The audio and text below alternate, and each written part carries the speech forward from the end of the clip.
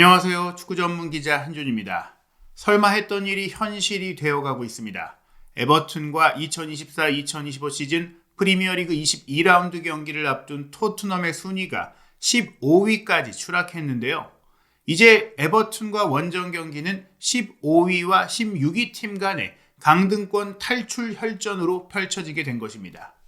프리미어리그 출범 후 30여 년 동안 토트넘은 꾸준히 UEFA 챔피언스리그 진출을 경쟁하던 팀, 최근 10년 사이에는 프리미어리그 빅6로 불려왔는데요. 올 시즌에는 프리미어리그 출범 후 처음으로 2부 리그로 떨어질 수 있는 최대 위기를 맞았습니다. 그리고 이 모든 제왕의 근원이 잘못된 감독 선임인 이유가 22라운드의 첫날 경기 결과를 통해 드러났는데요. 포스테코글루 감독을 선임한 것이 왜 토트넘을 이 지경으로 몰고 간 것인지, 프리미어리그 최신 상황, 최근 돌풍을 일으키고 있는 감독들의 성과를 통해 설명해 드리도록 하겠습니다. 2024-2025 시즌 프리미어리그 22라운드 첫날 경기가 막 끝났는데요.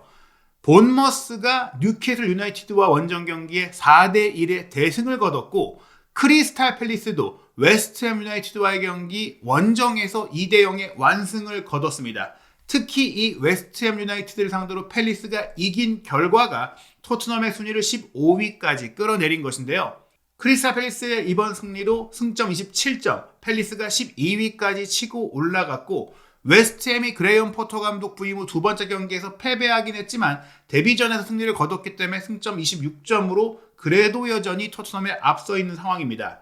크리스탈 팰리스는 지난 시즌 도중에 감독을 경질했고 올 시즌 전반기에 강등권까지 떨어지는 위기를 겪었지만 지금 12위까지 반등했고요. 웨스트햄도 줄렌 로페테기 감독을 올 시즌 경질해야 할 정도로 부진했는데 지금 토트넘보다 순위가 높은 상황입니다. 현재 15위인 토트넘 근처에 있는 팀들은 모두 근래의 감독을 바꿨습니다. 토트넘의 이번 라운드 상대이자 16위인 에버튼은 지난주에 션 다이치 감독을 경질했고 17위인 울버햄튼 역시 올 시즌 전반기를 채 넘기지 못한 채 게리 오닐 감독을 경질했습니다. 그리고 18위, 19위에 있는 입스위치와 레스터시티는 승격팀이죠. 결국 13위 맨유가 후뱅 아모린 감독을 선임한 것을 포함해서 토트넘 근처에 있는 이 정도 성적의 팀들은 모두 성적 부진을 이유로 감독을 바꿔왔고 또 감독을 바꾸면서 반등하고 있다는 점이 중요한데요. 특히 크리스탈 팰리스의 반등이 주목되는 것은 웨스트햄과의 원정 경기에서 점유율은 밀렸지만 나머지 지표를 모두 앞서는 실리적이고 효율적인 운영을 통해서 최근 상승 흐름을 만들어왔고 거기에 방점을 찍었다는 것입니다. 이 경기 웨스트햄이 54%로 공을 더 많이 가져갔지만 기대 득점은 웨스트햄이 0.44골에 불과했고 크리스탈 팰리스가 1.25골이었습니다. 슈팅 숫자 11대7로 크리스탈 팰리스가 더 많았고요. 유효 슈팅은 무려 7대0으로 크리스탈 팰리스가 압도적으로 많았습니다. 실시간 공격 위협도 그래프라든지 또 실시간 기대 득점 값을 보더라도 크리스탈 팰리스가 경기 내내 앞섰어요. 적진에 가서도 굉장히 균형 잡힌 경기력을 펼친 것이죠. 점유율만 딱 밀렸지 필드 틸트까지도 반반으로 유지할 정도로 괜찮았고 수비 라인이 또 오히려 이렇게 점유율을 내주면서도 팰리스가 45.7m로 웨스트햄보다 높았거든요. 결국에는 적절한 라인 조율, 아예 수동적으로 지키는 역습 축구만 한 게 아니라 경기 상황에 맞는 능동적인 대응형 축구를 통해 결과를 냈다는 겁니다. 그리고 팰리스의 득점 과정을 보면 신속한 속공 그리고 간결한 약속된 플레이를 통해서 선수들이 잘하는 플레이를 끌어낸 것을 볼 수 있는데요. 팰리스의 선제골이 48분에 나왔는데 웨스트햄의 공격이 이어지다가 바로 역습으로 넘어갈 때 롱볼을 때려놓고 롱볼을 중간에 선수가 헤더로 흘려준 것을 에제가 이어받아서 뒷공간으로 빠져들어가는 장신 공격수 마테타에게 한 번에 찔러줍니다. 그리고 마테타가 이 공을 받아서 센터백을 직접 마주한 상황에서 벼락같은 오른발 슈팅을 꽂아 넣었는데 이때 동료 공격수 한 명이 사이드로 벌려 움직이면서 간격을 만들어주고 제한된 인원으로도 충분히 득점 패턴을 만들어낸 거죠. 많은 공간이 있기 때문에 제한된 인원으로 체력 소모를 덜 하면서도 이렇게 골을 만들어낸 것입니다. 1대0으로 앞서가던 상황을 여유있게 지키다가 상대가 총공사를 펼친 87분 또 한 번 역습 과정에서 팰리스는 추가골을 만들어내는데요.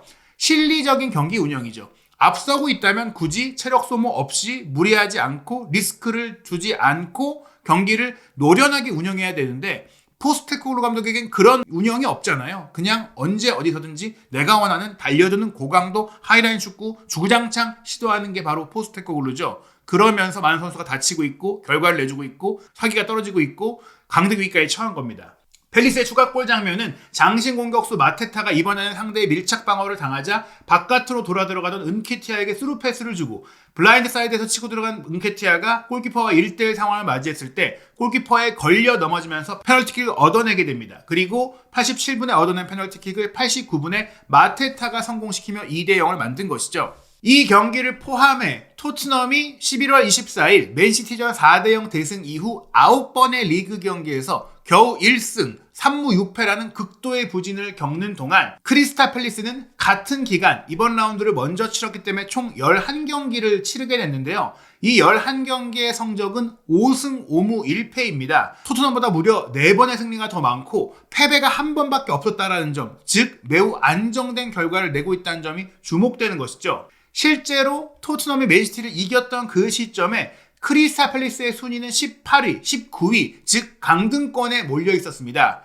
강등권에 몰려있던 그 시점에 챔스 진출권을 경쟁하고 있는 에스턴 빌라와 2대2 무승부, 뉴캐슬과 1대1 무승부에 이어 입스위치에 1대0으로 이기고 맨시티와 2대2로 비겼죠. 그리고 돌풍의 팀 브라이튼에 3대1로 이긴 다음에 아스널에 1대5의 참패를 당하긴 했지만 또 다른 돌풍의 팀 본머스와 비겼고 사우스햄튼에 2대1로 이겼고 첼시와 비긴 뒤 레스터시티, 웨스트햄을 상대로 연승을 무실점으로 거두면서 꾸준히 승점을 쌓아가고 있는 것입니다. 즉 매우 안정된 경기 운영과 꾸준한 흐름을 만들어가고 있는 팰리스라는 것이죠. 본머스의 돌풍은 더욱더 주목되고 있죠. 토트넘과의 맞대결에서도 확실히 월등한 경기력을 보여줬던 본머스인데 이번에는 뉴캐슬 원정, 최근 토트넘을 압도했던 그 뉴캐슬을 적진에서 4대1로 대파하는 엄청난 결과를 냈고 이 결과를 통해 승점 37점을 기록하면서 리그 6위로 뛰어올랐습니다. 진지하게 챔피언스리그 진출까지 노릴 수 있는 상황이에요. 현재 4위인 뉴캐슬을 상대로 직접 거둔 승리이고 이 4위 챔스 진출권을 보장할 수 있는 4위 뉴캐슬과의 승점 차이가 1점밖에 나지 않는 상황이 된 겁니다. 전반 6분 만에 클라이버르트가 선제골을 넣었고 전반 25분 브루노 기마랑이스가 동점골을 넣었지만 전반 44분 다시 앞서가는 골을 넣은 이후 후반전 안정적으로 운영하다가 상대의 총공세의 역습으로 후반 추가 시간에만 2골을 또 추가하면서 4대1로 큰 승리를 거둔 것인데요. 주목할 점은 본머스의 리빌딩입니다. 지난 시즌에도 이라올라 감독 체제의 본머스가 굉장히 좋은 경기력과 돌풍을 일으켰었죠. 그 중심에 솔랑키의 득점력이 있었죠. 전방 압박도 잘해주고 연계까지 잘해주고 또 거기에 많은 골을 넣으면서 완벽하게 포텐을 터뜨리며 솔랑키가 프리미어리그 최고의 공격수 중 한 명으로 평가받았습니다. 그런데 정작 그 효과의 주인공은 솔랑키 개인이 잘한 것도 있겠지만 솔랑키를 잘하게 만들었던 이라올라 감독 효과라는 게 드러난 건데요. 솔랑키를 토트넘에 6,430만 유로 무려 1,150억 원에 매각한 본머스는 그 매각한 자금으로 솔랑키의 자리를 대체할 수 있는 포르투 공격수 에바니우송, 헤타페 공격수 에네스 위날, 그리고 리즈 윙어 루이스 시니스테라와 유벤투스 센터백 딘 하위센을 영입했습니다. 한 명 팔아서 이렇게 많은 돈을 얻은 거예요. 뉴캐슬로 로이드 켈리가 이적했지만 계약 만료로 떠났기 때문에 떠난 선수들이 여럿 있어도 본머스가 판 선수는 딱 한 명, 솔랑키였거든요. 그것도 어마어마한 돈을 받고 팔았는데 그 이후 오히려 솔랑키는 토트넘에 가서 고전하고 부진하고 있는데 본머스의 경기력은 더 좋은 상황입니다. 저스틴 클라이버르트가 올 시즌 벌써 10골을 기록하면서 커리어 최고의 시즌을 보내고 있고 세메니오도 6골, 대체 선수로 솔랑키 대신 왔던 에바니우송은 반값의 이적료로 와서 5골을 기록하고 있고 유망주였던 와타라도 최근 3골을 기록하고 있으며 왼쪽 풀백 케르케즈도 포텐을 터뜨리면서 2골에 3개의 도움까지 기록하고 있습니다. 지금 언급드린 선수들은 득점만 하고 있는 게 아니라 서로 역할을 바꿔가고 스위칭하고 전술적인 플레이를 통해서 득점을 주고받고 합작하고 있어요. 10골을 기록하고 있는 클라이베르트도 3개의 도움, 또 6골을 넣고 있는 세메니오도 3개의 도움이 있고 테버니어 같은 경우에는 꾸준히 본머스에서 활약하고 있는 선수인데 득점은 줄어들었지만 4개의 도움으로 본인의 몫을 충분히 하고 있습니다. 게다가 토트넘과의 경기에 교체로 들어와서 결정력이 아쉬웠던 모습을 보였던 와타라도 최근 점차 경기를 뛰면서 결정력도 올라오고 또 4개의 도움까지 기록하면서 팀 내 최다 도움까지 기록하는 어린 나이에 포텐 있는 선수들의 실력을 제대로 끌어내고 있는 이라올라 효과, 포텐이 있지만 미진하던 선수들 조금 더 끌어내주면 되고 전술적으로 지원만 해주면 잘할 수 있는 선수들을 이라올라 감독이 잘 살려서 쓰고 있는 것입니다. 토트넘이 9경기 1승 3무 6패를 기록했던 그 기간 본머스의 성적은 10경기 6승 4무입니다. 말씀드린 대로 이번 라운드를 먼저 치른 본머스가 뉴캐슬을 4대1로 이기면서 한 경기를 딱 더한 건데요. 이 기간 본머스의 전적을 보면 울브스의 4대2 대승, 토트넘의 1대0으로 이겼지만 실제 경기 내용은 3대0으로 충분히 이길 수 있는 내용이었죠. 그리고 입스위치의 2대1로 승리하면서 3연승 거뒀고요. 웨스트햄과 1대1로 비기면서 잠시 주춤했지만 맨유와의 경기 원정 가서 3대0의 완승 거뒀습니다. 그리고 상승세 타고 있는 팰리스와 0대0으로 비겼고 또 풀럼과 2대2로 비긴 경기도 풀럼 역시 최근 만만치 않은 경기력을 보이고 있는 팀이기 때문에 나쁘지 않은 성과였고요. 에버튼의 1대0 승리 그리고 첼시와 2대2로 비긴 겁니다. 즉 상위권에 있는 팀들을 상대로도 좋은 경기력, 즉 고르게 어떤 유형의 팀을 만나더라도 자신들의 축구를 하면서 결과를 내고 있다는 것인데요. 주목되는 점은 팰리스와 달리 현재 챔스권까지 노리고 있는 본머스는 토트넘과 더불어 경기 성향이 매우 호전적이라는 거예요. 토트넘과 함께 본머스는 프리미어리그에서 전방 압박이 가장 많고 또 스프린트 횟수가 많고 정말 많이 뛰는 축구를 하거든요. 그런데 토트넘과 다른 점은 뛰어야 할 때와 쉬어야 할 때 그 템포 조절이 되고 상대에 따라 능동적인 세부 전술 변화가 있고 적절한 로테이션이 있기 때문에 충분히 하이라인의 리스크를 극복하면서 수비도 잘하고 골도 잘 넣고 있다는 거예요.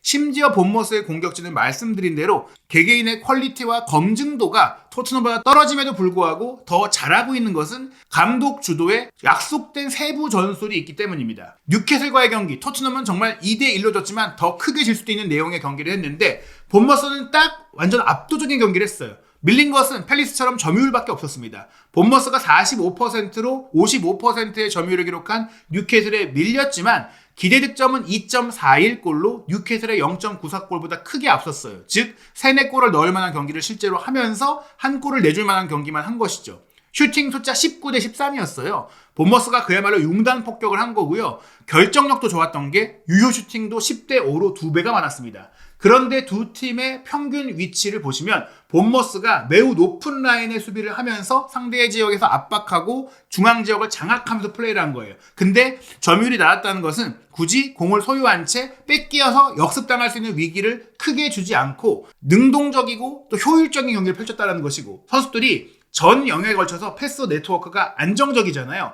게다가 포메이션의 균형도 이렇게 상하의 어긋남, 비대칭이 아니라 정확한 대칭을 이루면서 포백이 서로 패스를 잘 간격을 유지하면서 주고받고 공격 라인도 미드필드 라인도 근거리에서 충분히 밀도 있게 유기적인 플레이를 펼쳤다는 것이 보여지는 겁니다. 게다가 포스테코글루 감독이 우리 팀의 부상자가 너무 많기 때문에 어려운 상황이다라고 이야기를 하는데 본머스도 사실은 이런 굉장히 많이 뛰는 압박 축구를 하다 보니까 부상자가 많이 나오고 있어요. 물론 꼭 그런 스프린트 때문만이 아니라 불운한 부상도 있지만 특히 이 부상자들이 핵심 자원들이 다친 상황임에도 불구하고 대체 자원을 또 적절히 잘 쓰면서 성과를 내고 있다는 거예요. 뉴캐슬과의 경기에 부상으로 빠진 선수가 무려 9명이었던 본머스입니다. 솔랑키가 나가면서 대신 들어와 주전 공격수로 뛰고 있던 에바니우송이 부상으로 빠졌고요. 또 핵심 미드필더이자 또 측면 자원인 테버니어, 스미스, 스콧, 세네시, 수비수 아라우호도 부상 중이고 또 야심차게 영입한 윙어 시니스테라는 시즌 초반부터 부상을 당했고요. 솔랑키가 나가면서 2명의 공격수 데리고 왔잖아요. 에바니우송과 더불어 튀르키의 대표 공격수인 에네스 위날인데 에네스 위날은 십자인대를 다치면서 아예 시즌 아웃이 됐어요. 여기에 제임스 힐까지 추가적으로 부상자 명단에 오르면서 전문 9번 공격수가 없는 채로 이번 뉴캐슬전을 치러야 했던 본머스입니다. 그런데 윙어인 당고 와타라를 원톱으로 투입을 했고 이 선수가 충분히 전술적인 역할을 잘 수행해주면서 윙어로서 스트라이커 역할을 맡을 때 커트아웃 플레이를 해주면서 그 뒤에 배치한 클라이베르트가 평소에는 사실 페널티킥으로만 골을 좀 많이 쌓았던 기록 정립이 있었거든요. 근데 진짜 9번이 사라진 상태에서 가짜 9번과 가까이 10번 자리에서 위로 올라가면서 결정을 해주는 역할들을 맡는 형태로 전술이 바뀌면서 또 공격이 살아난 겁니다. 오른쪽에 브룩스, 이 선수도 사실은 후보 선수인데 주전 선수들이 부상으로 빠진 가운데 그 자리를 맡아서 준수한 경기를 펼쳤고 세메뇨가 왼쪽으로 와서 또 좋은 경기를 했죠. 세메뇨가 오른쪽에서 뛰다가 왼쪽으로 왔는데도 이런 사이드 변화에도 불구하고 전술 준비가 탄탄하니까 무리 없이 소화가 된 겁니다. 중앙 미드필더 크리스티와 아담스는 본래 주전 자원이고 포백, 케르케즈, 하위센, 자바르니 그리고 오른쪽 풀백으로도 본래 중앙 미드필더를 보던 쿡 선수를 임시 배치했음에도 불구하고 이 포백이 매우 안정적으로 모두 높은 평점을 받았어요. 게다가 경기의 세부 패스 기록을 보시면 본머스가 오히려 뉴캐슬보다 롱볼을 많이 시도했습니다. 본머스가 하이라인 축구를 하면서도 롱볼과 속공, 크로스를 많이 시도하고 있어요. 무려 64회의 롱볼을 시도했고 성공률도 34%로 전통적으로 롱볼을 잘 활용하던 뉴캐슬보다 빈도도 정확도도 높았고요. 크로스 시도도 본머스가 24번, 뉴캐슬이 28번으로 더 많았는데 성공 횟수는 본머스가 7번, 뉴캐슬이 3번에 불과할 정도로 성공률이 3배가 차이가 날 정도로 정밀하게 이루어진 게 본머스였습니다. 즉 롱볼, 크로스, 신속한 공격 축구가 속도감 있게 펼쳐진 것인데 또 점유율이 적었음에도 불구하고 파이널 서드 지역에서의 패스 연결은 오히려 본머스가 뉴캐슬보다 많았어요. 의미 없는 수비 지역에서 무의미한 백패스 없이 공격적인 패스만으로 빠르게 간결하게 선택을 했다는 거예요. 실제 파이널 서드 엔트리 공격 지역 진입 횟수도 본머스가 59회였고 뉴캐슬이 46회였거든요. 그런데 패스 횟수는 오히려 본머스가 성공한 게 243회, 뉴캐슬이 310회였어요. 군더더기 없는 축구를 했다는 겁니다. 이 이라올라 감독이 왜 대단하냐? 1982년생 아직도 충분히 젊은 감독이죠. 이 감독은 전술적으로 매우 뛰어난데요. 아틀레틱 빌바오 유스 출신으로 이 바스크 지역에서 자랐고 빌바오의 레전드로서 15년 가까이 빌바오에서만 뛰다가 마지막에 뉴욕시티 FC에서 현역 생활을 마무리하고 그리고 나서 라르나카, 미란데스 같은 스페인의 하부리그 팀 감독을 맡아서 본인의 지도자 수업을 받고 나서 2020년에 라요 바이에카노 감독을 맡게 되는데요. 이 라요 바이에카노에서 라요 바이에카노를 시즌 중에는 챔스 진출권까지 끌어올리고 유로파리그 진출권까지 끌어올리면서 본인의 능력을 확실하게 입증했습니다. 효율적이면서도 좋지 않은 전력을 갖고 있는 팀으로 공격적인 축구를 하면서도 성과를 냈던 것이죠. 그를 바탕으로 본머스에 오게 됐는데 현역 시절 라이트백으로 뛰었던 이라올라는 비엘사, 발베르데 같은 스페인 라리가의 명장들과 함께하면서 전술적으로 많은 걸 배운 감독이고 또 뉴욕시티 FC가 시티 풋볼 그룹 산하 클럽으로서 과르디올라 감독의 전술 시스템도 배웠던 것으로 알려지고 있어요. 그 결과 올 시즌 이라올라 감독은 맨시티의 2대1 승리, 아스널의 2대0 승리, 토트넘의 1대0 승리, 맨유의 3대0 승리, 뉴캐슬의 4대1 승리 등 빅6에 해당하는 팀, 챔스 진출권에 있는 팀, 지난 시즌 유럽 대항전, 최근 2년 사이 모두 최고의 성적을 냈던 팀들을 압도하는 결과를 낸 것입니다. 본머스의 뉴캐슬전 득점 장면을 보시면 다양한 패턴이 나오는데요. 전반 6분 만에 얻은 선제골은 토트넘이 즐겨하는 컷백 플레이를 훨씬 더 정교하게 가져갑니다. 세메뇨가 왼쪽 사이드를 파고들면서 수비를 유인하고 2선 공격수 클라이베르트가 그 세메뇨의 위치로 이동하고 그리고 오른쪽에 있던 브룩스가 중앙 공격수 위치로 이동하고 전방에 당고 와타라가 수비를 끌고 붙어놓은 상황에서 공간을 만드는 적절한 포지셔닝이 이루어지고 여기서 클라이베르트는 왼발로 골문 구석을 날카롭게 찌르는 선제골을 넣었죠. 전반 44분 같은 경우에는 상대의 뉴캐슬의 공격이 전개되는 상황에서 상대 지역에서 토트넘이 즐겨하는 전방 압박, 쇼트 카운터로 기회를 만들었는데 크리스티가 기마랑이스를 압박해서 빼앗은 공을 전개해주고 이 전개된 공을 와타라가 찔러준 것을 역시 클라이버르트가 원터치로 돌려주는 슈팅을 통해서 2대1로 두 번의 패스 만에 골로 가는 길을 만들었고요. 그리고 후반 추가 시간에 나온 두 추가골은 후반 추가 시간 2분 애덤스의 패스를 받은 클라이버르트가 벼락같은 중거리 슈팅을 때려 넣으면서 상대의 라인이 물러서면 빠르게 슈팅을 때린다는 교과서적인 선택으로 득점을 했고 후반 추가 시간 6분에는 클라이베르트 쪽으로 또 수비가 몰리니까 왼쪽으로 풀어준 공 왼쪽 풀백 케르케즈가 오버래핑해서 또한 벼락같은 왼발 슈팅으로 4대1 쐐기를 박은 것입니다. 주목할 점은 저희가 오늘 소개해드린 크리스탈 팰리스의 올리버 글라스너 감독, 본머스의 이라올라 감독이 포스테코글루 감독보다 적은 돈을 받고 일하고 있다는 거예요. 심지어 글라스너 감독 같은 경우에는 본래 토트넘 감독 후보에도 올랐던 인물인데 토트넘이 데려오지 않았죠. 글라스너 감독의 현재 연봉은 450만 파운드로 한국 돈 약 79억, 80억 정도고요. 이라올라 감독은 프리미어리그에서 가장 낮은 연봉을 받고 있는 감독 중에 한 명이에요. 100만 파운드, 겨우 17억밖에 안 됩니다. 포스테코글루 감독의 연봉은 500만 파운드, 약 90억 원인데요. 말씀드린 대로 글라스너 감독이 사실 프랑크푸르트에서